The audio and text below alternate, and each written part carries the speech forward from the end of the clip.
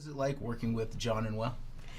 I mean, horrible. For me, really challenging, just in how mean they were and rude, and kind of pushed me around. I found it to be very sad. Yeah, there's obviously very depressed people and struggling. So yeah, I just couldn't ever remember what fun was after a day of working with them. Yeah, it was hard to find that again in my life. Yeah. No, it was great. It was obviously great. Okay, Rebecca, it's for you. Tell us a little bit about the story. What's the mystery Holmes and Watson are trying to solve?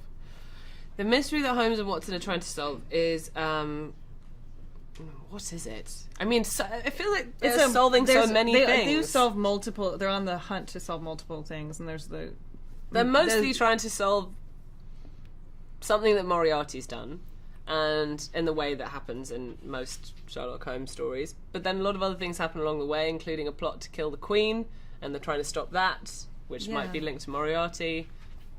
And our Sherlock Holmes is, well, he's different.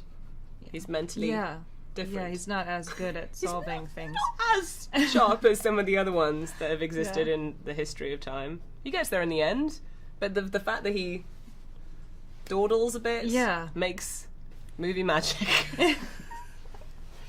Okay. Describe your respective romances with Holmes and Watson. Yeah, mine is very relatable for most people, I think. I play Millie, she's raised by feral cats, and she's unable to communicate. And so Sherlock falls for her immediately because, that's just a clean slate for him to work with. Yeah, I mean, he's able to kind of lay on whatever he imagines her to be thinking about, and he can continue to be so self-centered that the relationship really works well for him. Yeah, I don't know that anyone cares what Millie thinks about in general. Yeah. Yeah. My character is Dr. Grace Hart. She's this sort of brilliant doctor, the first lady doctor, so a very accomplished woman with a really low success rate of people who actually survive under her care. But, less said about that, the better. Mm-hmm. So I guess she's a kind of like good... I mean, Watson's arguably in love with Sherlock Holmes, so she's got that kind of vibe in lady form, and so he falls for her. Perfect.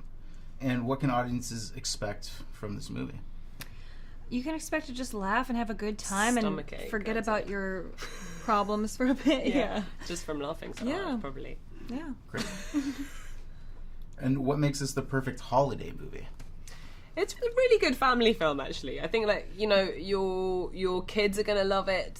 Your sort of 7 to 10-year-old kids are gonna really enjoy it. Its silliness, but for every gag that's good for them, there's one that's just as good for the parents. Yeah.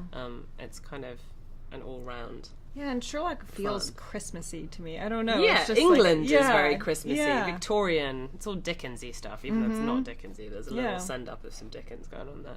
Cool. And any New Year's resolutions this year? Yeah, mine is that I'm trying to cook meals for myself and not rely on takeout food. So I've been cooking, and I hope to continue. Yeah. I don't. Well, I'm a relatively new parent, so I'm gonna go with more sleep.